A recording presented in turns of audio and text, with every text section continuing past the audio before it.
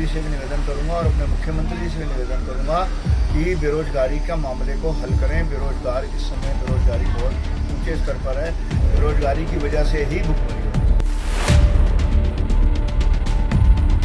उत्तराखंड जो देवभूमि है, हमारे पास 4 धाम है, हेमकुंड साहब है, पिरान कलियर है। इतने बड़े बड़े धार्मिक स्थल होने के बावजूद भी हम यहाँ पर कोई रोजगार देने में असफल रहे हैं। ये हमारे को कुछ शर्मिंदगी महसूस होनी चाहिए उत्तराखंडी होने के नाते, पहाड़ी होने के नाते।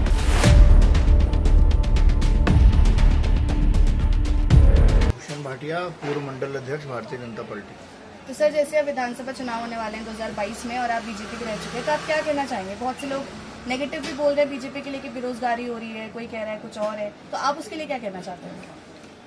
मेरा कहना यह है जी, जो काम भारतीय जनता पार्टी ने अपने शासन में किया है या केंद्र सरकार ने अपनी शासन में किया है, उसका कोई तोड़ ही नहीं है। कई बोलते हैं महंगाई हो गई, कोई बोलते हैं बेरोजगारी अपनी जगह पर है। अब सरकारी नौकरी तो सबको मिल नहीं सकती, लेकिन जो महंगाई की बात है वो अंतर्राष्ट्रीय उसमें चल रही है। लेकिन जितना विकास कार्य भारतीय जनता पार्टी के राज में हुआ, कभी भी नहीं हुआ। तो सर, जैसे अभी एक रिपोर्ट आ रखी है, उसमें अब इंडिया जो है सबसे आगे चल रहा है भुखमरी के। उसमें देखा जा रहा है कि भुखमरी जो है अभी बीजेपी सरकार की जब से सत्ता पर है तब से बीजेपी सरकार के उसमें भुखमरी बढ़ती जा रही है।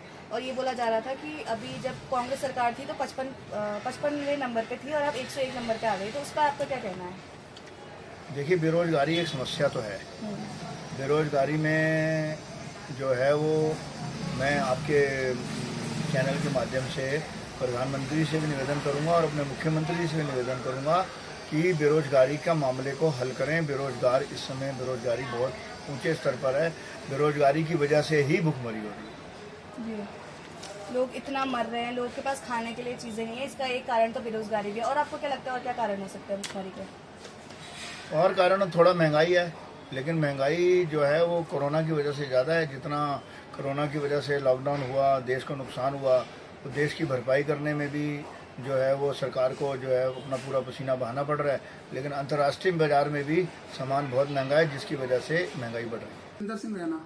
सर, मैं ये पूछना चाहती हूँ, जैसे 2022 में विधानसभा चुनाव होने वाला है उत्तराखंड में, तो जो अभी प्रेजेंट में जो बीजेपी सरकार सत्ता पर है, क्या आप उसके काम से खुश हैं?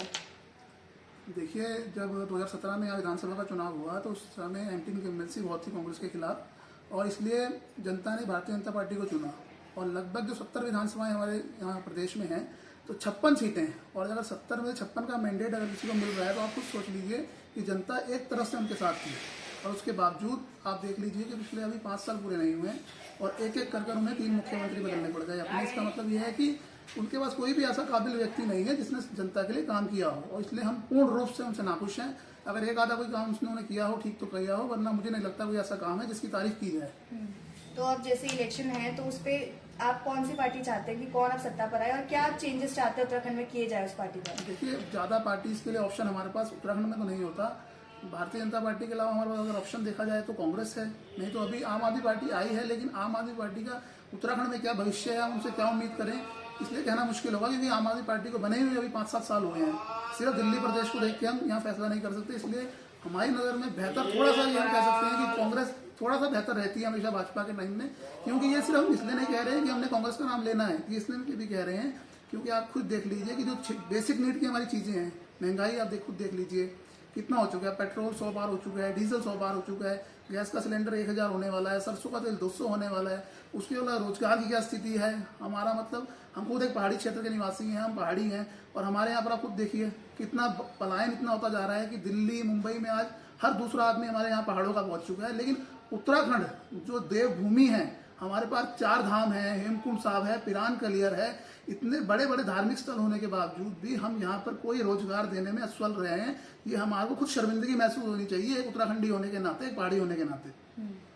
तो अब लास्ट में आप क्या कहना चाहेंगे, क्या बदलाव चाहेंगे? अब चाहे कोई भी सरकार आए, बीजेपी आए, कांग्रेस आए या कोई अन्य सरकार आए, क्या आप कहना चाहेंगे क्या चीज होनी चाहिए उत्तराखंड में? देखिए, प्रथम जो पंक्ति में ये है चीज है कि ये होना बहुत जरूरी हो चुका है आज की डेट में कि सरकार चाहे जिस मर्जी पार्टी की आए, जो मर्जी बन मंत्री या मुख्यमंत्री बने, लेकिन उसको जनता हित की बात करनी चाहिए। और जनता का हित सबसे पहले होना चाहिए, उनका जो रोजगार है उन्हें वो मिले।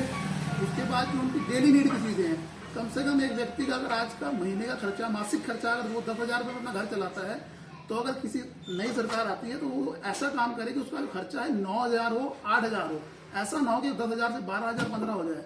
मतलब महंगाई सबसे पहले कम हो और उसके बाद रोजगार। बीजेपी सरकार जो सत्ता पर है उसका काम आपको कैसा लगा? उसका काम तो बहुत अच्छा लग रहा है। और महंगाई तो बढ़ती रहेगी, उसका क्या है, लोग दारू पी रहे हैं, उसमें कोई इंटरेस्ट नहीं ले रहे हैं। तो पार्टी में बताते हैं इतना महंगा हो गया, ये हो गया, वो हो गया। तो आप सेटिस्फाइड हैं बीजेपी सरकार बिल्कुल से? बिल्कुल बिल्कुल। आपका क्या कहना है इस पर? जी हम तो बिल्कुल सेटिस्फाई नहीं है। 2 बार तो यहाँ के मुख्यमंत्री बदल चुके हैं, ठीक है, यहाँ पे मुख्यमंत्री ज़्यादा बदलते हैं। और सबसे बड़ी बात है तो यहाँ की सड़कें देख लीजिए आप, सड़कों की हाल देख लीजिए, हर चीज़ में जीएसटी है जी, हर चीज़ में, लकड़ी कपड़ा हर चीज़ में जीएसटी है, पर पेट्रोल में जीएसटी है। क्यों नहीं है? वो पैसा कहाँ जा रहा है किसी को नहीं पता। सरकार अच्छी है, हम किसी को पर्टिकुलरली टारगेट नहीं कर सकते, बट हमारा जो हम देख रहे हैं अपने आगे, ठीक है, वो हम ये देख रहे हैं कि यहाँ की गवर्नमेंट है, अभी तक हमारे लिए इतना कुछ खास लगा नहीं। आपका क्या कहना है? सबसे मेन है ये रोजगार नहीं है यहाँ पे यूथ के लिए बिल्कुल भी। जो यूथ है वो बिल्कुल ऐसे ही आप देख रहे होंगे बिल्कुल घूम रही है, और इतने सालों से कोई वैकेंसी नहीं निकली। अब जाके जो नया वाला सीएम बना है इसमें थोड़ी सी वैकेंसी निकाल दी है और कुछ फायदा नहीं। और पेट्रोल के दाम तो ऐसे बढ़ते जा रहे हैं, हर चीज़ महंगाई बहुत ज़्यादा होती है। तो आप सभी जो है नाखुश हैं अभी जो सरकार है उससे, तो अब मैं ये पूछना चाहती हूँ कि आप क्या चाहते हैं कि अब जो 2022 में जो विधानसभा चुनाव होने वाला है उस पर कौन आपके हिसाब से सत्ता पर आना चाहिए? कोई भी आ जाए क्योंकि काम तो वही करना है हमें, चाहे कांग्रेस आएगी चाहे बीजेपी आएगी, कोई बदलाव नहीं आएगा, सेम।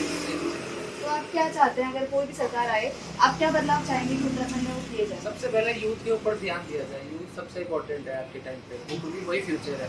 उनको रोजगार मिलना चाहिए। दूसरा, नशे बहुत बढ़ रहे हैं, इसलिए यहाँ पे कोई वो नहीं करा जा रहा है, कोई कानून नहीं, कोई कुछ नहीं, खुले यहाँ नशा देख रहे हैं। छोटे छोटे बच्चे आप देख रहे हैं नशे करते हैं, तो ये रोकना चाहिए सबसे इम्पोर्टेंट। आपके हिसाब से क्या बदलाव होना चाहिए? बदलाव भी होना चाहिए। एक तो कई जाने जैसे बताया कि यहाँ पे नशे रुकने चाहिए।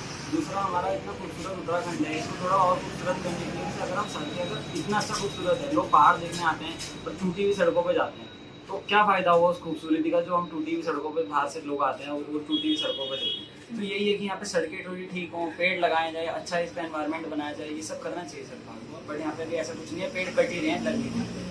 तो आपने जैसे कहा कि बीजेपी सरकार से आप खुश हैं, तो आप देख सकते हैं कि बीजेपी सरकार को ही सपोर्ट करें। बिल्कुल बिल्कुल।